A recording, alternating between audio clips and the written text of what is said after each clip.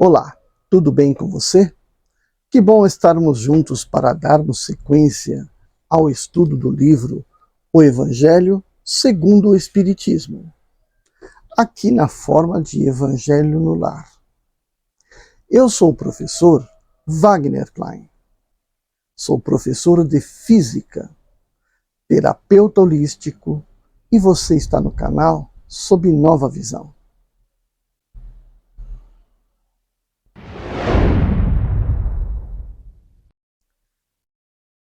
Bem, antes de começarmos, vamos vamos primeiro solicitar à espiritualidade superior que nos acompanhe mais uma vez na leitura deste livro, para que possamos decodificar as mensagens e assim absorvê-las para a nossa vida, tá certo? E vamos pedir também à espiritualidade que fluidifique nossa água ao longo dessa leitura para fortalecer o nosso corpo. Antes de abrirmos a nossa leitura, de fazermos a nossa leitura, vamos fazer a prece da Ave Maria. Ave Maria, cheia de graças, o Senhor é convosco, bendita sois vós entre as mulheres, e bendito é o fruto do vosso ventre, Jesus. Santa Maria, Mãe de Jesus, rogai por nós, vossos filhos, agora, na hora de nossa transição, e por toda a eternidade. Amém. A leitura de hoje, ainda no capítulo 5, Bem-aventurado os aflitos, é o item O suicídio e a loucura. Parágrafo 14. A calma e a resignação adquiridas na maneira de encarar a vida terrena e a fé no futuro dão ao espírito uma serenidade que é o melhor preservativo da loucura e do suicídio. Com efeito, a maior parte dos casos de loucura são provocados pelas vicissitudes que o homem não tem forças de suportar. Se, portanto, graças à maneira por que o Espiritismo o faz encarar as coisas mundanas, ele recebe com indiferença e até mesmo com alegria os reveses e as decepções que, em outras circunstâncias, o levariam ao desespero. É evidente que essa força, que o eleva acima dos acontecimentos, preserva a sua razão dos abalos que poderiam perturbar. 15. O mesmo se dá com o suicídio. Se excetuarmos os que verificam por força da embriaguez e da loucura e que podemos chamar de inconscientes, é certo que, já sejam quais forem os motivos particulares, a causa geral é sempre o descontentamento. Ora, aquele que está certo de ser infeliz apenas um dia e de se encontrar melhor nos dias seguintes, facilmente adquire a paciência. Ele só se desespera se não vir um termo para os seus sofrimentos. E o que é a vida humana em relação à eternidade? Senão bem menos que um dia. Mas aquele que não crê na eternidade, que pensa que tudo vai acabar com a vida, que se deixa abater pelo desgosto e o infortúnio, só vê na morte o fim dos seus pesares. Nada esperando, acha muito natural, muito lógico mesmo, abreviar as suas misérias pelo suicídio. 16. A incredulidade, a simples dúvida quanto ao futuro, as ideias materialistas, em uma palavra, são os maiores incentivadores do suicídio. Eles produzem a frouxidão moral. Quando vemos, pois, homens de ciência que se apoiam na autoridade do seu saber, esforçarem-se para provar aos seus ouvintes, aos seus leitores, que eles nada têm a esperar depois da morte, não os vemos tentando convencê-los de que, se são infelizes, o melhor que podem fazer é matar-se? Que poderiam dizer para afastá-los dessa vida? Que compensação poderão oferecer-lhes? Que esperanças poderão propor-lhes? Nada além do nada. De onde é forçoso concluir que seu nada é o único remédio heróico, a única perspectiva possível, mais vale atirar-se logo a ele do que deixar para mais tarde, aumentando assim o sofrimento. A propagação das ideias materialistas é, portanto, o veneno que inocula em muitos a ideia do suicídio. E os que se fazem seus apóstolos assumem uma terrível responsabilidade. Com o Espiritismo, a dúvida não sendo mais permitida, modifica-se a visão da vida. O crente sabe que a vida se prolonga indefinidamente, para além do túmulo, mas em condições inteiramente novas. Daí a paciência e a resignação, que muito naturalmente afastam a ideia do suicídio. Daí, numa palavra, a coragem moral. 17. O Espiritismo tem ainda, a este respeito, outro resultado igualmente positivo, e talvez mais decisivo. Ele nos mostra que os próprios suicidas, revelando a sua situação infeliz, e prova que ninguém pode violar impunemente a lei de Deus, que proíbe ao homem abreviar sua vida. Entre os suicidas, o sofrimento temporário, em lugar do eterno, nem por isso é menos terrível, e sua natureza dá o que pensar a quem quer que seja tentado a deixar este mundo antes da ordem de Deus.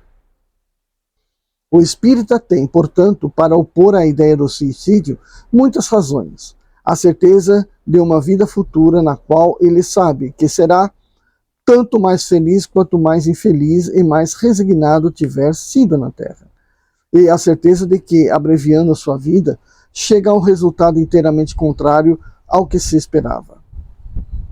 Que foge de um mal para cair noutro ainda pior, mais demorado e mais terrível. Que se engana ao pensar que, ao se matar, irá mais depressa para o céu. Que o suicídio é um obstáculo à reunião no outro mundo com as pessoas de sua afeição, que lá espera encontrar.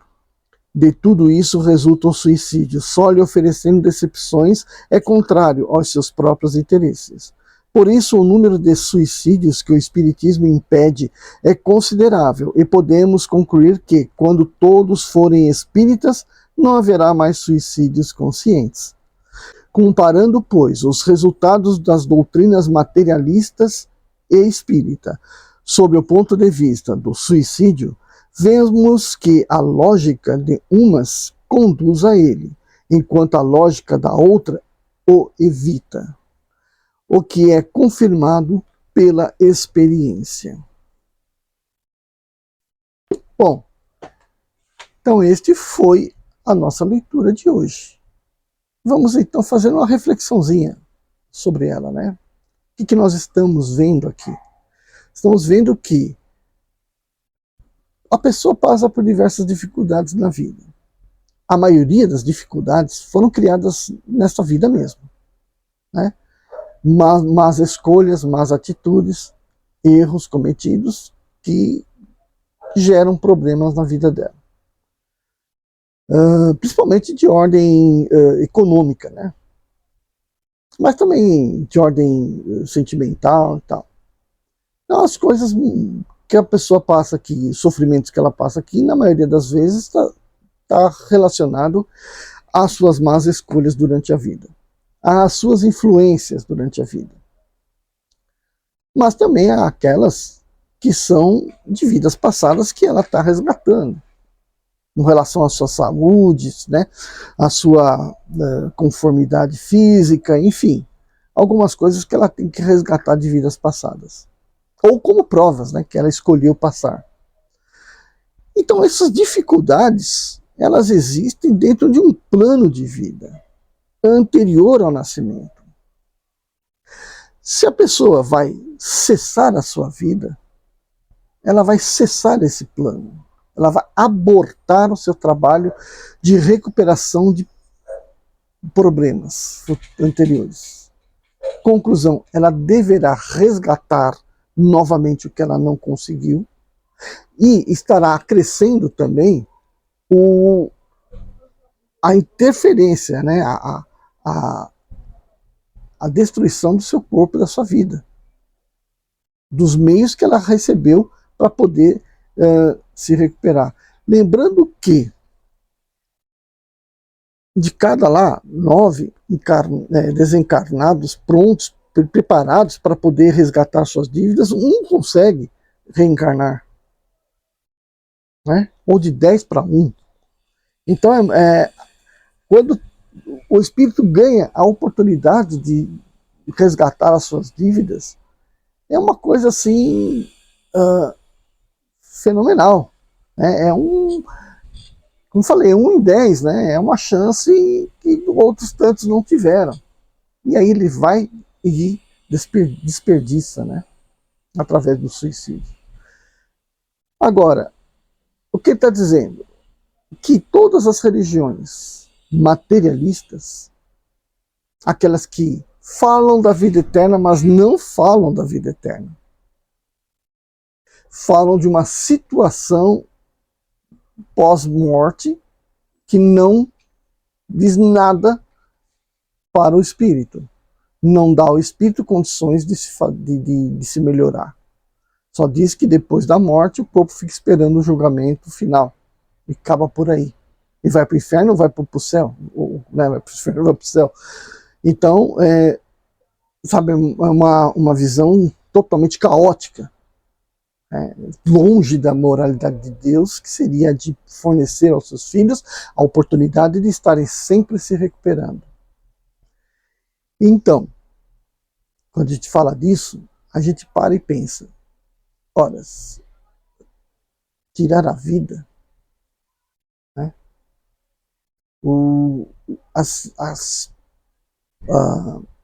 As religiões reencarnacionistas dizem que não, você tem que fazer o quê?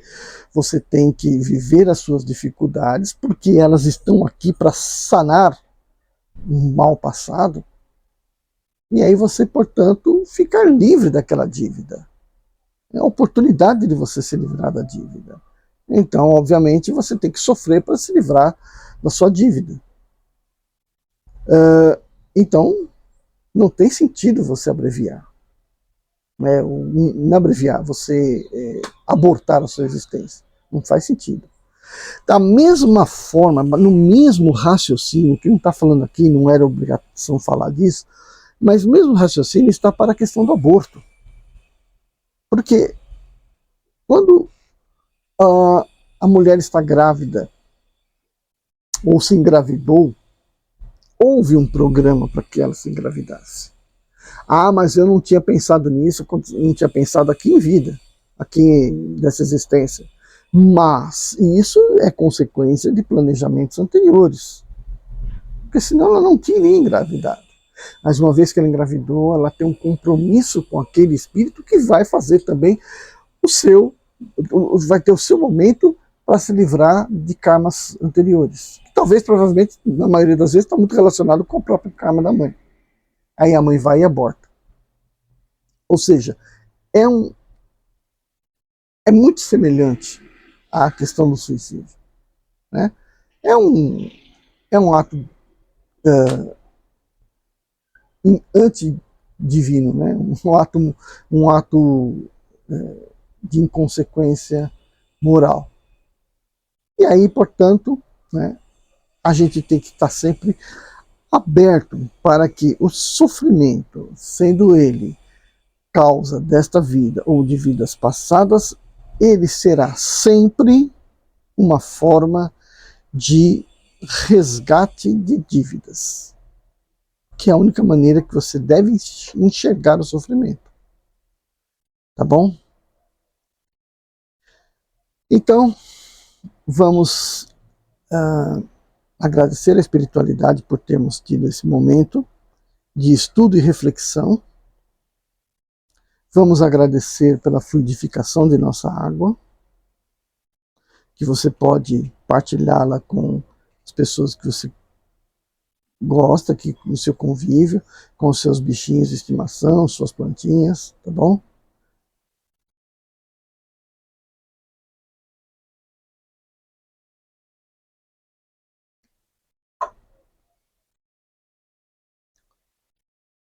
E se você gostou, por favor, deixa seu like. Se você não está inscrito no canal, por favor, se inscreva. E a gente volta com o Evangelho no Lar no nosso próximo domingo.